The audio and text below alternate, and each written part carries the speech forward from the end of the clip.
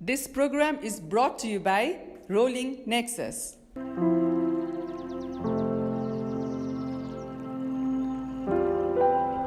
Jamarco.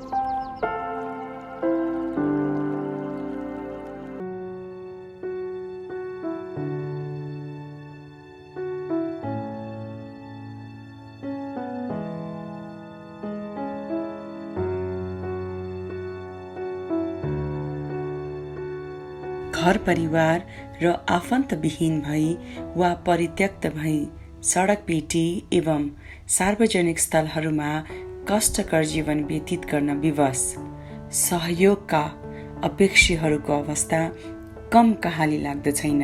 त्यसमा पनि महिला, वृद्धा र मानसिक रूपमा विक्षिप्त भई सडक आश्रित बनेकाहरूको दुरावस्था अकल्पनीय नै छ।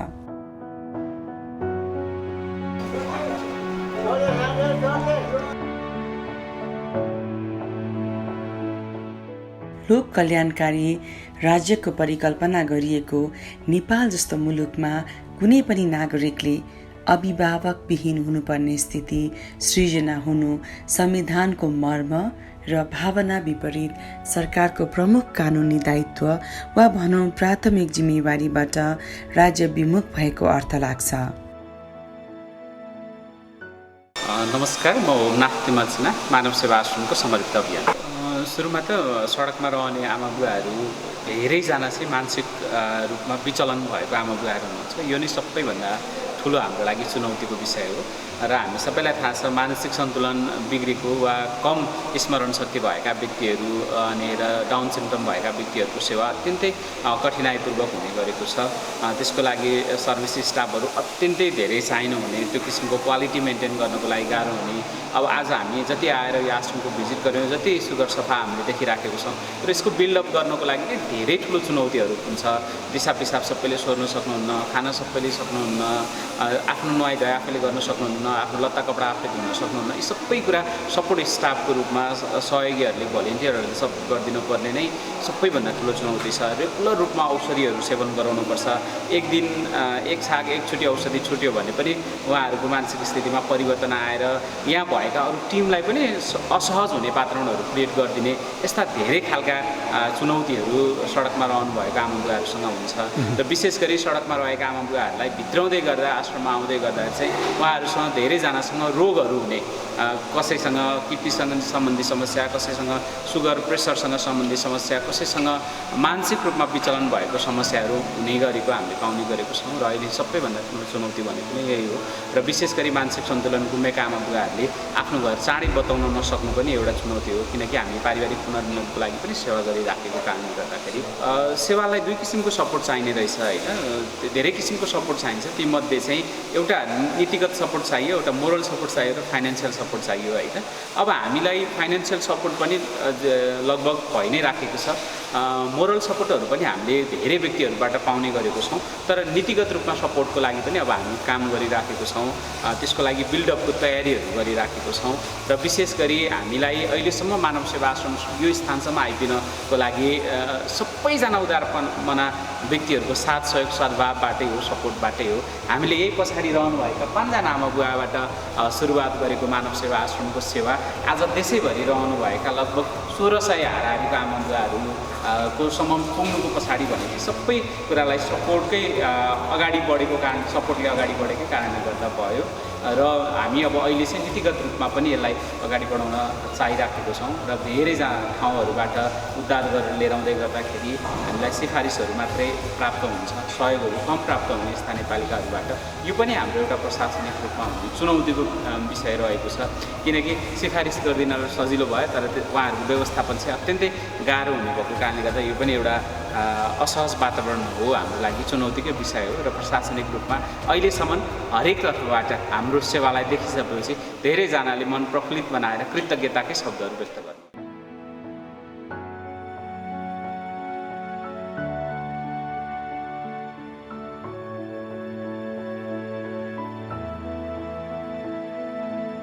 बिहान बेलुका खाने 2 गोली औषधिको अभावमा कतै 32 वर्षदेखि साङ्लोमा बाँधिन पर्यो त कतै जङ्गलमा कुहिएर मर्न पर्ने स्थिति सृजना भयो। दशकौँदेखि सडक आश्रित बनेका मानवहरू गैर मानव जसरी पशुतुल्य जीवन बिताउन विवश भए, नारकीय जीवन बिताउन बाध्य थिए। यस विषम परिस्थितिमा सरकारको आलोचना गर्नुभन्दा सरकारको सहयोगी भई सहयोग्यापेक्षी सडक आश्रित मानवहरूको मानवोचित व्यवस्थापन गराउने र नेपालमा कसैले पनि एक गाँस भोजन र एक सरो कपडाको अभावमा कष्टपूर्ण जीवन बिताउन नपर्ने अवस्था निर्माण गर्ने दृढ सङ्कल्पसहित 2069 साल भाद्र 13 गते हेटौँडाबाट मानव सेवा आश्रमको औपचारिक शुभारम्भ भएको थियो।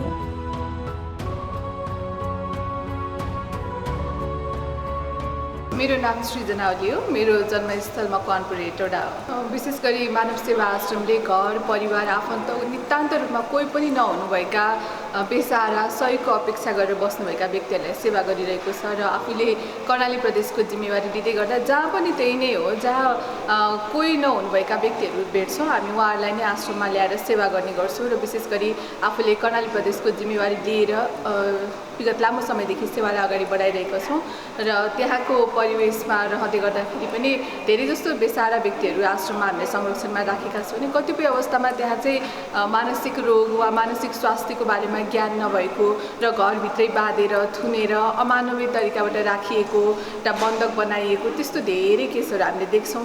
सम्भव भएसम्म हामीले उद्धार गर्ने, ल्याएर उहाँहरूलाई सेवा गर्ने र राम्रो बनाएपछि चाहिँ हामीले फेरि पारिवारिक पुनर्मिलन गराएर परिवारलाई यो एउटा रोग हो, यसको नियमित वातावरण र औषधोपचार भएपछि ठिक हुन्छ भनेर काउन्सिलिङ गरेर परिवारमा नै उहाँलाई राम्रोसँग सम्मानित जीवनयापन गर्नको लागि परिवारलाई पनि त्यही अनुसारको हामीले उहाँहरूलाई शिक्षा पनि दिने प्रयास गर्छौँ र जो व्यक्ति पुनर्मिलन हुनुहुन्छ उहाँलाई पनि हामीले राम्रो बनाएर अबको दिनमा चाहिँ सडकमा आउनु नपर्ने अवस्था बनाउन प्रयास गरिराखेको छौँ।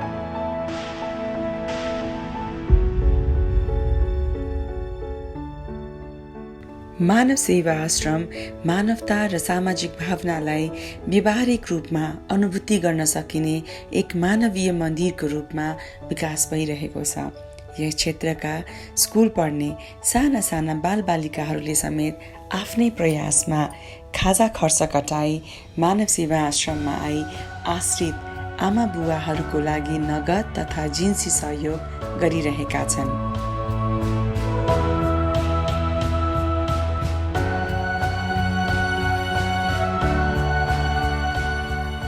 गुणस्तरीय सेवा प्रवाहको लागि एक आश्रित बराबर मासिक औसतमा रु 15,000 खर्च आवश्यक हुन्छ। यस अनुपातमा हाल उपलब्ध सहयोग आवश्यकताको आधारमा धेरै कम छ।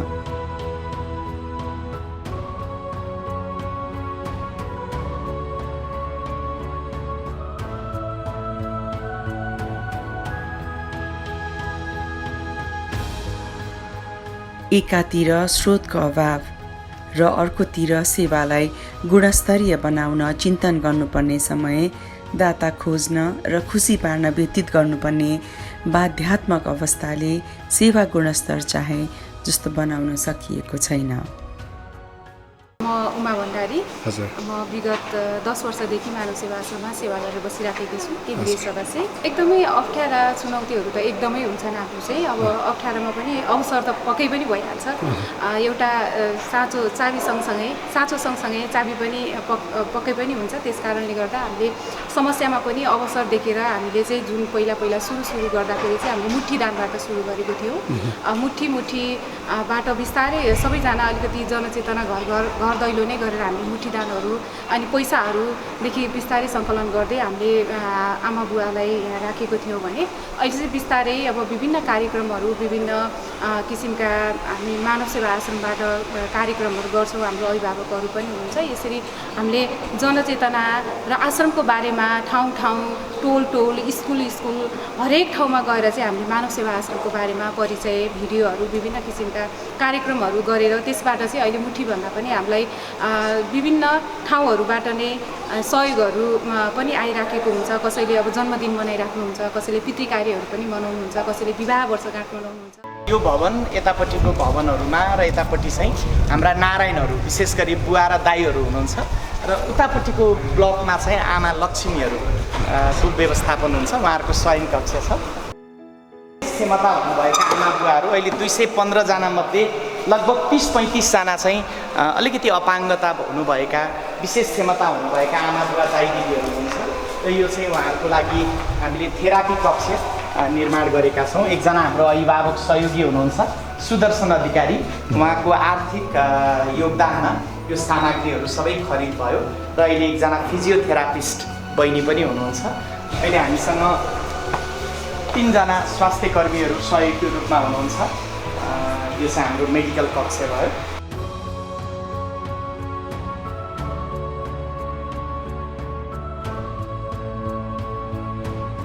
यहाँ चाहिँ मानसिक स्वास्थ्य चाहिँ गुमाएर केही पनि आफ्नो बारेमा थाहा नभएर अब घर परिवारबाट छुट्टिएर सडकमा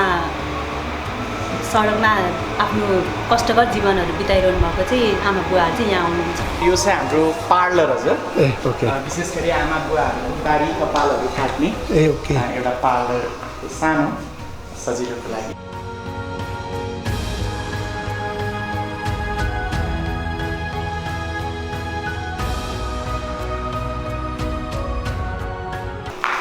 यो चाहिँ हाम्रो स्टोर हो हजुर। खाद्य सामग्रीहरू रहने स्टोर भयो। आमा बुवाहरू लक्ष्मीनारायणहरूले भोजन गर्ने कक्ष भयो, डाइनिङ।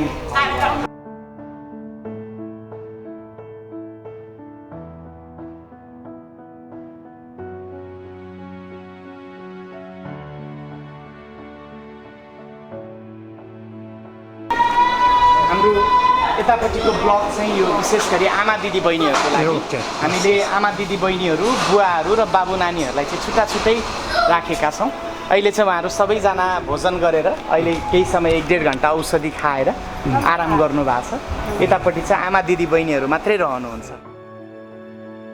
गाई गौहरू पनि हुनुहुन्छ, गाईहरू छ, तरकारी खेतीहरू।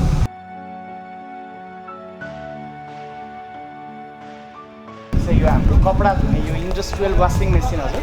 अब प्राय हाम्रो सबै आमा बुवा दाइ दिदीहरू छ। अहिले अब 215 जना मध्ये लगभग 100 जना जस्तो त बिहान पिसाबमै डुबेर बस्नु भएको छ। अनि कहिलेकाहीँ त दिनमा 1-2 व्यक्तिको 4 पटक लुगा धुनुपर्छ उहाँहरूले ओढेका ब्ल्याङ्केटहरू। यो चाहिँ अनि हाम्रो इन्डस्ट्रियल वासिङ मेसिन, त्यसले कपडा धुन्छ, यसले निचोड्छ, यसले सुकाइदिन्छ।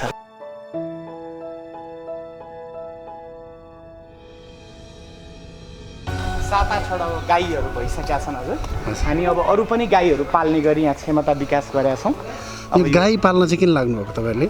विशेष गरी अब हामीसँग अहिले 10 बिघा क्षेत्रफलमा तरकारी खेतीहरू पनि छ अनि तरकारी फलफुल खेतीहरू छ। तिनीहरूलाई मल पनि आवश्यक हुने भयो। सँगसँगै आमा बुवाहरू जो क्षमता गर्न सक्ने, शारीरिक श्रम गर्न सक्ने व्यक्तिहरूका लागि काम पनि चाहिने र सकेसम्म हामी स्वावलम्बी हुने अहिले पनि दाता सहयोगीहरूको भरमै संस्था चलिराख्नुपर्ने स्थिति छ र पछिको दिनमा बिस्तारै स्वावलम्बी हुँदै जानुपर्छ भनेर अरू अब हामी 10-15 वटा गाईहरू भैँसीहरू थप्न मिल्ने गरी क्षमता विकास गरेका छौँ भने अहिले चाहिँ 8-9 वटा गाईहरू पनि भइसकेका छन्। एउटा गेट खोलिदिने यो गर्ने भइसक्नु भएको छ हामीलाई। अहिले कस्तो हुनुहुन्छ? राम्रो छ नि स्वास्थ्य? हामीले सडक पेटीबाट मकवानकै सडक पेटीबाट ब्ल्याक डायमन्ड पनि भन्छौँ। विशेष गरी यो बगैँचाहरूको लागि चाहिँ एकदमै राम्रो मल मानिन्छ। जस्तो यो चाहिँ हाम्रो सबै गडेउलाकै मल हो। यसरी जति पनि किचन वेस्टहरू यहाँ हालिदियो गडेउलाले खाइदिन्छ र जुन यसलाई चाहिँ एक किसिमले ब्ल्याक डायमन्ड पनि भनिँदो रहेछ। यो चाहिँ तपाईँले सडक बालबालिकाकै कुरा गर्दै हुनुहुन्छ होइन?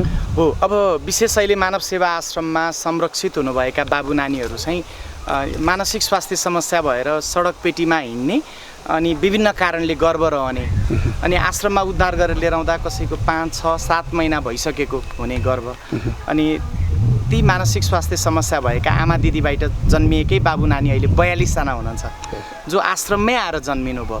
त्यसै गरी बुवा आमाको गैर जिम्मेवारीपनको कारणले सडकमा आइपुगेका बाबु नानीहरू पनि हुनुहुन्छ र अहिले टोटल हामीसँग देशैभरि 152 जना बाबु नानीहरू हुनुहुन्छ, छोराछोरीहरू छन् र अहिले धेरै बाबु नानीहरू चाहिँ हाम्रो गोर्खा शाखामा हुनुहुन्छ भने हेटौडामा र अरू शाखाहरूमा पनि जहाँ आमा भएको ठाउँमा चाहिँ केही बच्चाहरू 2-4 जना बच्चाहरू सबै शाखामा हुनुहुन्छ। उद्धार, उपचार, पारिवारिक मिलन र अत्यावश्यक सामग्रीहरू ओसार पसार गर्न उद्धार तथा सेवाका लागि एकमात्र वाहन हुँदा अपेक्षित लक्षित वर्गले समयमै सेवा प्राप्त गर्न सकिरहेका छैनन् भने सेवा प्रवाहमा कहीँ न कहीँ समस्या भइरहेको छ।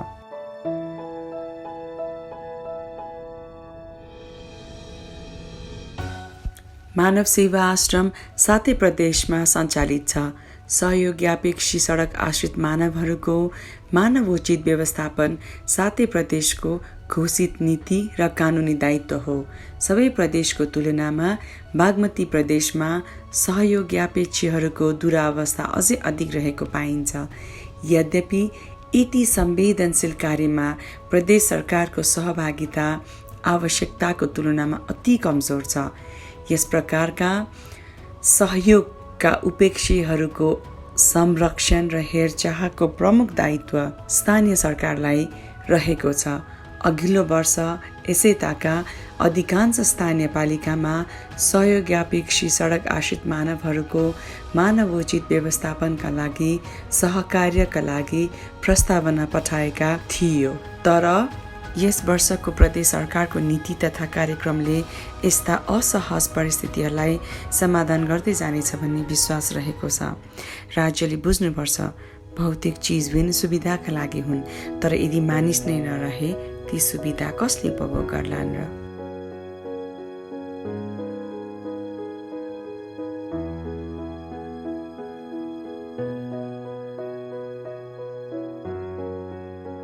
मेरो नाम जानकी बजुरेल हो। श्रीमानको थर चाहिँ महर्जन हो। म कति वर्षको हुनुभयो? 50 वर्ष। 50 वर्षको हुनुभयो। अनि यहाँ आउनुभएको कति भयो नि? 6 वर्ष भयो। 6 वर्ष भयो। यहाँ आए पछाडि तपाईँलाई कस्तो भएको छ? यहाँ कस्तो छ? यहाँ खान बस्न सबै गर्नलाई कस्तो छ यहाँ? धेरै राम्रो छ। हो। म 6 वर्ष उहाँ इजरायल बसेँ, त्यसपछि आएर छोरी बित्यो, श्रीमान बित्यो, त्यसपछि म डिप्रेसन भएर अनि यहाँ आएको 6 वर्ष भयो। मानवीय सेवाका लागि आवश्यक प्रत्यक्ष र अप्रत्यक्ष रूपमा योगदान गर्नुहुने सम्पूर्ण परोपकारी मनहरूप्रति विशेष आभार प्रकट गर्दैछ मानव सेवा आश्रम।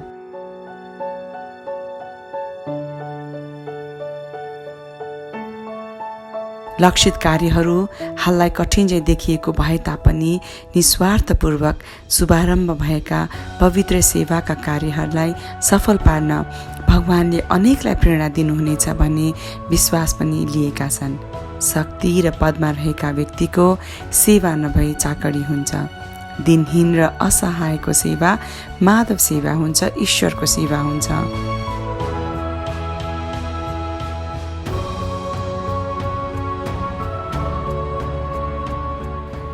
मानव सेवा आश्रम कसरी सञ्चालित छ? मुठीदान, जन्मदिन, विवाह, वर्षगाँठ, पितृहरूको पुण्यतिथि, संस्थाको वार्षिकोत्सव, पदोन्नति, पर्व लगायत विभिन्न अवसर वा दिनहरूमा वा मानवीय सेवा भावले गराउने भोजन सेवा, खाजा सेवाका लागि सप्रेम प्राप्त हुने नगद वा जिन्सी योगदान, तिनै तहका सरकारहरूबाट प्राप्त हुने अनुदान सहयोग, मानवता प्रवर्धनका लागि सञ्चालन गर्ने सकारात्मक सोच, नेतृत्व विकास, समूह, खुसी, एक कला आदि जस्ता कार्यक्रमहरूबाट सप्रेम प्राप्त हुने रकम, व्यक्ति र समूहहरूबाट प्राप्त हुने जिन्सी सप्रेम योगदान, देश विदेशमा रहनुभएका परोपकारी मनहरूबाट बिना शर्त प्राप्त हुने नगद वा जिन्सी योगदान, आश्रम र विभिन्न स्थानहरूमा राखिएका दान पेटिकाबाट प्राप्त हुने योगदान र गोप्य दान, अभियानमा कसरी सहयोगी बन्न सकिन्छ? भोजन सेवा, नगद र जिन्सी सहयोग उपलब्ध गराउन सकिन्छ।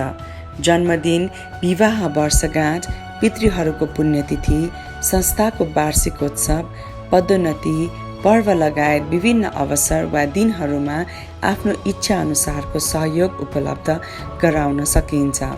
एक बेसहारा एक अभिभावक अभियान अन्तर्गत एक बेसहारा अभिभावक विहीनको लागि मासिक रूपमा लाग्ने सेवा खर्च योगदान गरी बेसहारा अभिभावक विहीनहरूको अभिभावक बन्न सकिन्छ।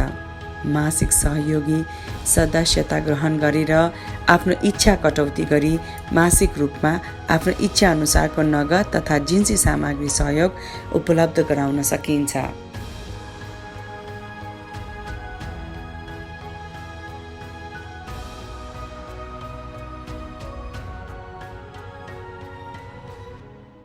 मानव सेवा आश्रमको संरक्षणमा रहेका आश्रमका गरिमा बाबु नानीहरूको लागि आवश्यक पर्ने सेवा रकम योगदान गरेर रु 1,11,111 रुपियाँ मात्र योगदान गरी आजीवन वार्षिक भोजन सेवा सहयोगी सदस्यता ग्रहण गरेर त्यसको ब्याजबाट वार्षिक रूपमा 50 जनालाई एक समयको भोजन सेवा गराउन सकिन्छ। दैनिक रु 25 योगदान गरी 1 कप चिया कटौती अभियानको सहयोगी सदस्य बनेर योगदान गर्न सकिनेछ। आश्रमको सेवामा 24 घण्टा समर्पित अभियन्ता र साधक साधिकाहरूको क्षमता विकास, स्वास्थ्य उपचार, शैक्षिक उन्नतिका लागि स्वैच्छिक रूपमा अभियन्ता कल्याणकारी कोषमा रकम जम्मा गराएर मानव सेवा आश्रमको संरक्षणमा रहनुभएका लक्ष्मीनारायण तथा बालबालिकाहरूको लागि प्रयोग हुने औषधि, मेडिकल सामग्री र लत्ता कपडा उपलब्ध गराएर आश्रमको सूचना पाटीमा राखिएका आवश्यक सामग्रीहरू उपलब्ध गराएर आश्रमको विभिन्न स्थानमा भइरहेका भवन निर्माणका लागि 1 बोरा 1 इट्टा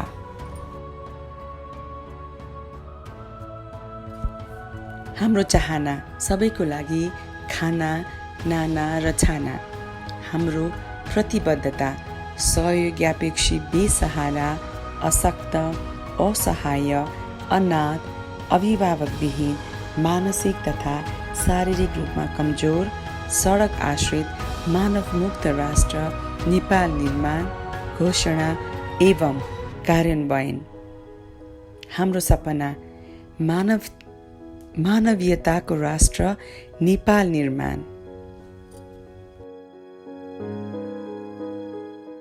नमस्कार, म रामजी अधिकारी, मानव सेवा आश्रमको समर्पित अभियन्ता र अहिले यतिखेर पदीय हिसाबले संस्थाको केन्द्रीय अध्यक्षको कर्तव्य निर्वाह गर्दै आइरहेको छु।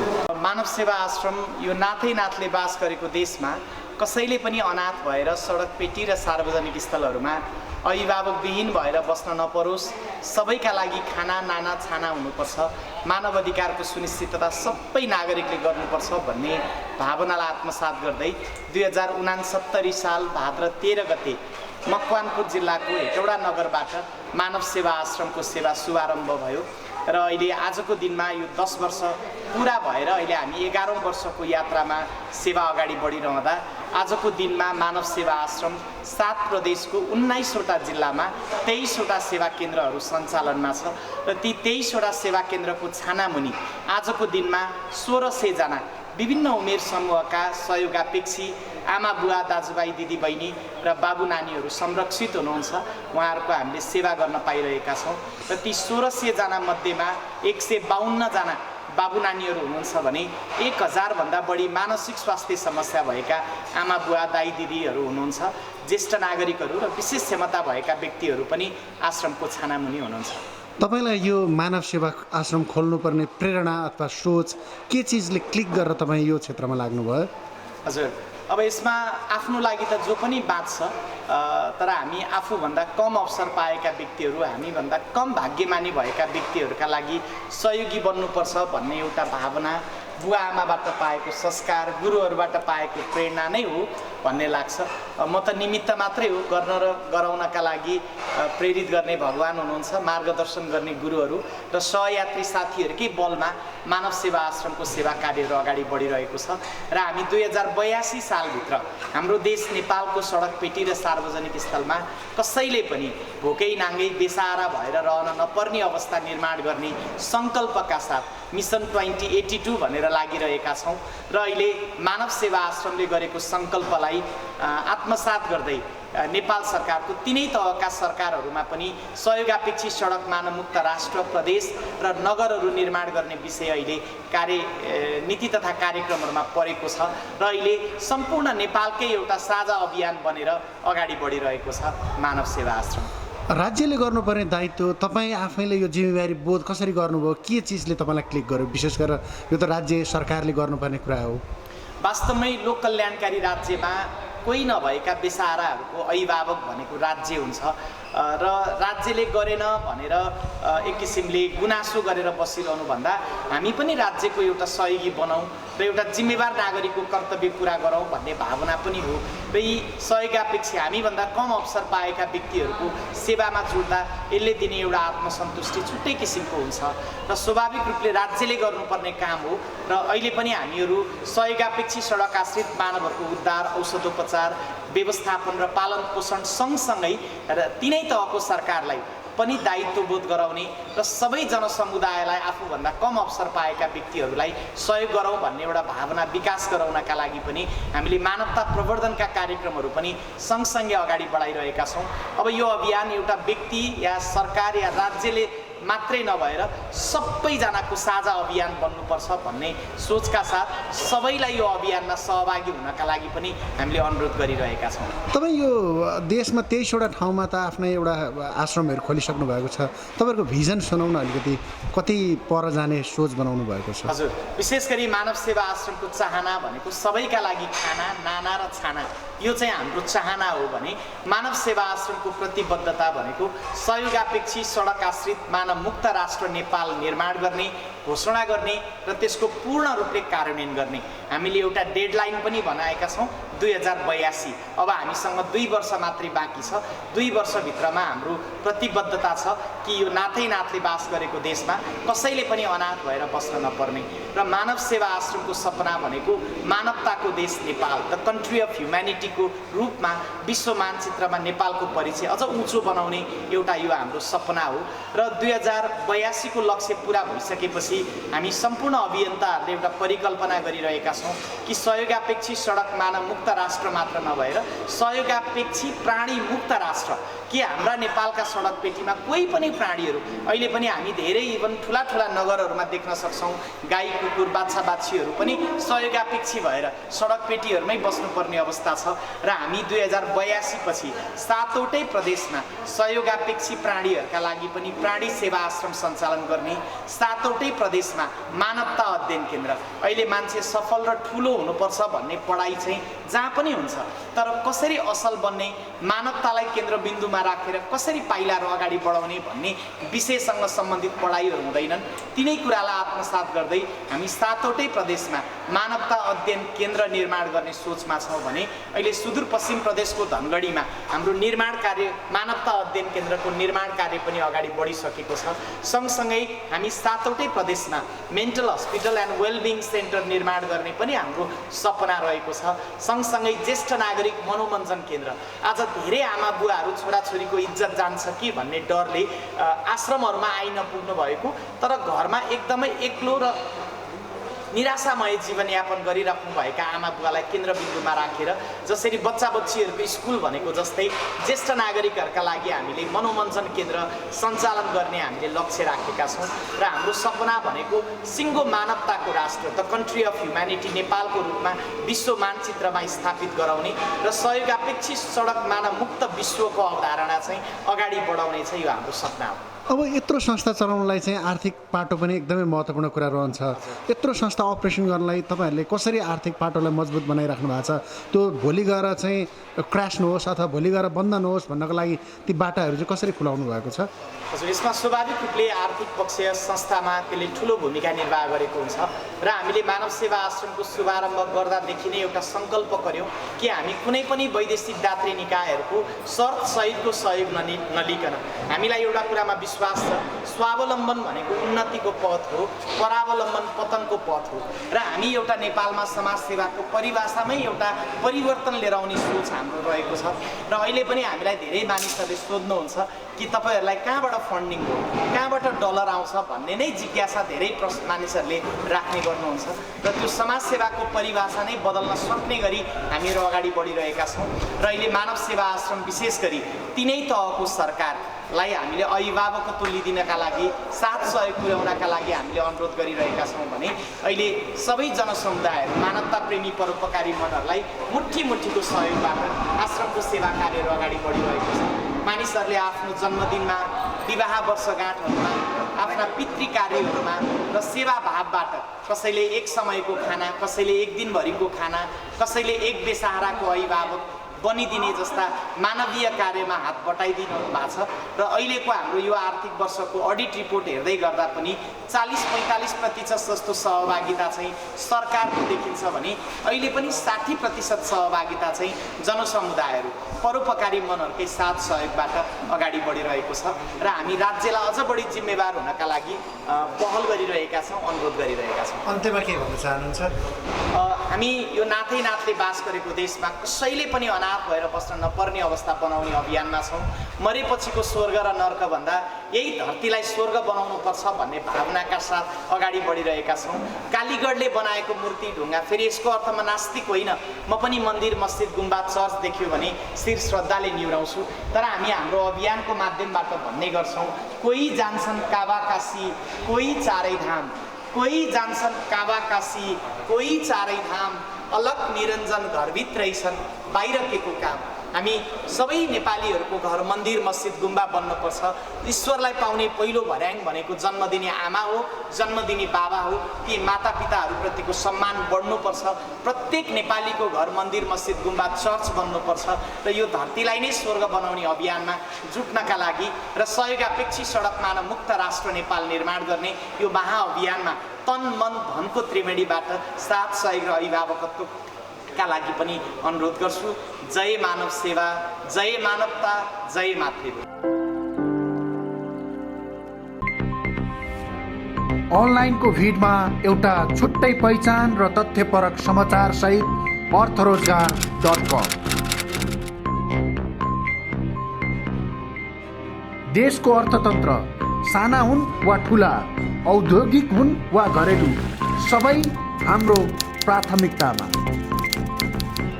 वैदेशिक रोजगारीका व्यथितिमाथि सिधा अनि खरो प्रश्न, सटीक र तार्किक ढङ्गले तपाईका हरेक जिज्ञासाको उत्तर खोज्नेछौँ। मात्र अर्थरोजगार.com मा। तपाईले हामीलाई www.अर्थरोजगार.com र फेसबुकमा र ट्विटरमा एकैसाथ पढ्न र हेर्न सक्नुहुनेछ।